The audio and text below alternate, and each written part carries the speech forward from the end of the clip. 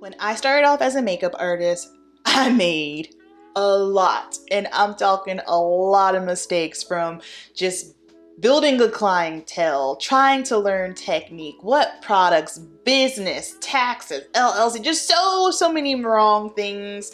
Let me save you. And fam, what is up? Welcome back. Today I'm going to be sharing with you 5 mistakes I made as a new makeup artist. My name is Amber P, makeup artist, hairstylist, and bodybuilder, and I want to start giving back to specifically new makeup artists and just help y'all out, because if I can protect you from doing some of the dumb shit that I did early on in my career. I've been in the beauty industry for 10 years, worked in the salon for 10 years, no longer working in the salon and closed my studio, so I am strictly a freelancer makeup and hairstylist. I'm still out there in the field just like you guys are.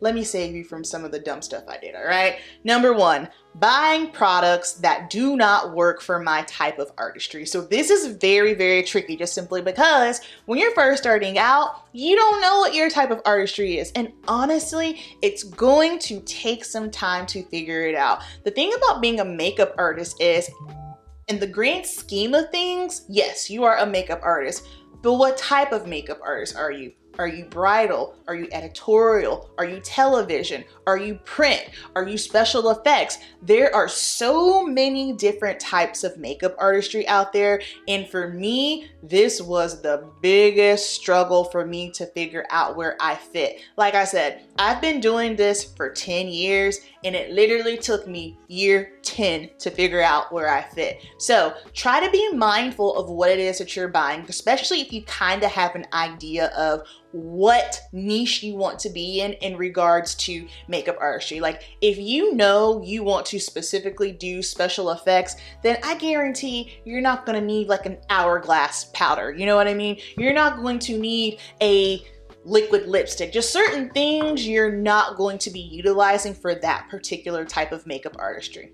Mistake number 2, trying to duplicate other artists' work. I don't care how talented you are, how long you've been in the game. Your hands are your hands. I could literally walk you through step by step what I did to a client, give you the whole product rundown. But at the end of the day, what you do is never going to look like my work, and vice versa, just simply because we have different hands. I always tell clients when they bring in pictures, I like pictures because pictures give me a guide, right? So if you're looking at a picture, or if a client brings you someone's work and they're saying, hey, this is what I like, well, I'm willing to bet they don't even have that bone structure. So if someone doesn't even have that bone structure or that eye structure, it's not going to look exactly like that. Use pictures as a guide for you to get an idea of what type of makeup looks they like. Do they like soft glam? Do they like full beat? Do they like more natural and glowy? Do they like matte? Do they like sparkle? All of those things will help you provide the look that your client wants, but please don't get down on yourself because you can't emulate someone else's look to a T, because you won't be able to. Tip number 3, and this is going to be for my bridal girls. Bridal girls, come on in and listen. The first 6 years of me doing makeup, especially for bridal, I did not have a bridal contract. And I know at the very beginning you're probably thinking, oh, well, Amber, I'm just getting started. I don't feel comfortable. Good. If you're uncomfortable, that means 9 times out of 10 you're doing the right thing. The contract protects you in your business. I can't tell you how many brides I had booked with me, and they said it's going to be me and I have 5 bridesmaids. And I'm thinking, oh yeah, cha-ching, we about to be in the game, about to make some money, about to get the bag. And then I get there and she tells me, oh, well, 4 of the bridesmaids decided they don't want their makeup done anymore. So now here you are, up the creek without a paddle. Your utility bill still due. You thinking you about to get this bag, and you're not going to, just simply because you didn't have the contract. The contract is so important because it protects you and your business. I'll do another video later on as far as like how I do my bridal contracts. I don't want to go too deep into it, but basically in the contract, whenever I quote my bride a price, it is including her and automatically 5 services. I don't care who's getting it, a bridesmaid, your auntie, your uncle, your cousin, whatever the case may be. That way I know regardless, I am locked in. I'm going to be making the amount of money that I need, and I don't have to worry about anybody tricking me for my Gucci, because guess what? You've already paid. So if I get there and someone changes their mind, oh well, because when brides book, it is a non-refundable retainer, and then they pay the remainder balance the week before the wedding. But like I said, we'll get deeper into that in another video. Number 4, and this has been the bane of my existence, comparing my work. This was very, very difficult for me because I started getting really hard on myself probably last year because I was not happy with my skills. I was not happy with where I was in my makeup artistry career. And I was just kind of like, oh my gosh, like I feel like my work should look way better than what it does. And it's one thing to do an analysis of your work, you know, critical feedback, right? It's not critical feedback. What's the word? Constructive criticism. Good grief, okay? It's one thing to do that, but I caught myself constantly like comparing my work to other people's work. And first of all, something you have to realize is a lot of people's work that they're posting is touched up.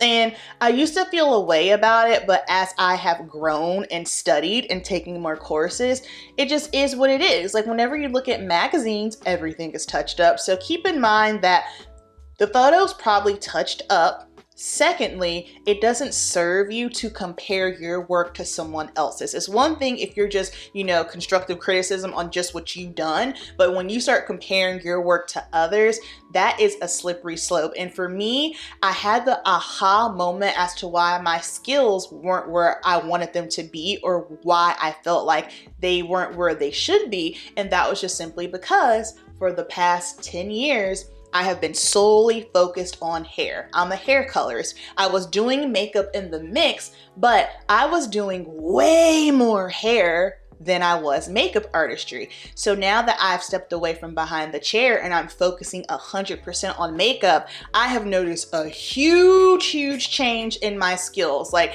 it almost felt like it happened overnight, although it really didn't. I put in the work. I started educating myself. I started buying courses online, learning, reading, researching, and most importantly, practice.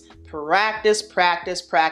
I don't care what tools you're using, what products you have. At the end of the day, if you are practicing on a regular basis, baby, you can make Maybelline look like Giorgio Armani. I know because I do it all the time. All right. So don't compare. Focus on you and practice. Number 5, I am here to say that this is something that I didn't start doing until the spring of this year, 2022, not downsizing my kit. So for the type of artistry that I predominantly do, I do hair and makeup for bodybuilding competitions. So therefore that means I'm traveling all over the place. I've spent a lot of time in the airport dragging my kit behind me, and it got heavy real fast, okay? Immediately, I think after the first 2 times I had to fly, I was like, no ma'am, we gotta downsize. Foundation bottles, especially if you're using a glass foundation bottle, this is heavy, all right? It's going to weigh a lot. Big bulky objects like this, MAC Fix Plus, this can be downsized into a smaller bottle. Something else that I did, if you're utilizing translucent powders, Laura Mercier, she's bulky, she takes up space, downsize it. This has not only helped my back, but it also makes me work faster. And we all know, in the name of doing makeup, the faster you can work, the better. So I want to encourage you, especially if you are a new makeup artist, if you have not downsized your kit, please do so. If you want to see more content on how I've gone about that, in the emojis, in the description box, I want you to leave a thumbs up in the comments. And then I have a bonus, and this is probably one of the most important things. Focus on you. So this is going to roll back into not comparing your work, but you got to focus on you. If you're constantly looking at others, how they're working, what they're doing, what jobs they booked, how good their work is. The more you focus in on that, the less you're focused in on you. And that means you're not going to grow your skills as a makeup artist, but you're also not growing your mind.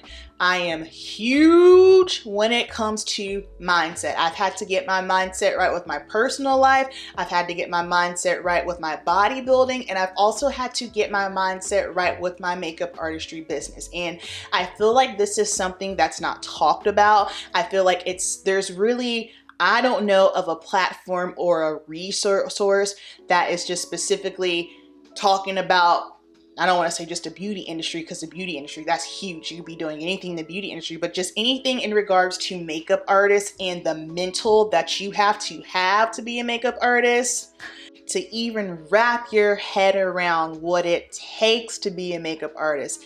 These things are very crucial, and they were also things that I wasn't even thinking about. They weren't even on the radar for me when I first got started. And then again, also, you got to do what you have to do to protect your mental well-being as a human, as a makeup artist. If you are following people on Instagram, right? And I don't care if they're your friend, if it's a celebrity makeup artist or just a makeup artist work that you really, really admire, there's nothing wrong with following them. It becomes an issue when you start feeling bad about yourself. Basically, you're seeing someone else's work, and if it's making you feel bad, you need to just mute the person. It has nothing to do with them. It just lets you know, okay, I got some ish I need to work on. Let me mute this person. And when I say work on, I'm not talking like skill wise. I'm talking up here, your makeup mentality. I got some stuff up here I need to work on, because if I'm seeing other artists work, or if I'm seeing other artists on the move and it's making me feel bad, it's making me go to a dark place, then I just need to mute them for a bit until I get myself together. And hell, even with anything in life, not even just with makeup artistry, if you see anything that makes you feel away, keep in mind that you are in control of what you're seeing. And if not seeing something is going to help your mental, by all means, do it. There is nothing wrong with that. That doesn't make you a bad person.